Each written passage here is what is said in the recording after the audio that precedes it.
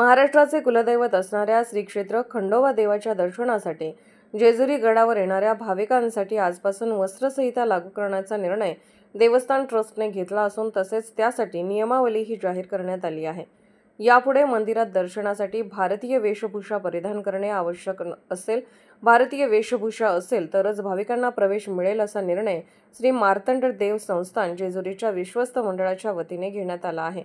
पुरुष व महिला भाविकांना मंदिरात कमी कपड्यामध्ये प्रवेश मिळणार नाही असंही स्पष्ट करण्यात आलं आहे। फॅशन म्हणून वापरण्यात येणाऱ्या फाटक्या जीन्स, बरमुडा, शॉर्ट स्कर्ट्स असा व तत्सम कपडे घालून देवदर्शनास गडावर येण्यास मज्जाव केला जाणार आहे। याविषयी बोलताना श्री मार्तंड देवस्थानचे विश्वस्त मंगेश घोणे म्हणाले की मंदिराचे पावित्र्य, शालीनता जपणारी वेशभूषा भाविकांकडून अपेक्षित आहे। गुडघ्याच्या वरती असणारे आणि आखूड कमी कपडे अपेक्षित नाहीत। असे कपडे न घालण्याचं नम्र आवाहन सर्व विश्वस्त मंडळाच्या वतीनं भाविकांना करण्यात आलं आहे।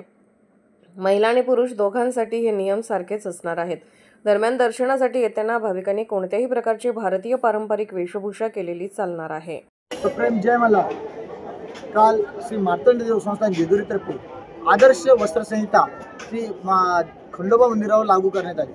या आदर्श वस्त्रसंहिता म्हणजे काय की शॉर्ट असतील, बरमोडे असतील आणि स्कर्ट असतील यावर बंदी। जी भारतीय संस्कृती पेहराव आहे ते पेहराव संपूर्णपणे या मंदिरावर चालतील।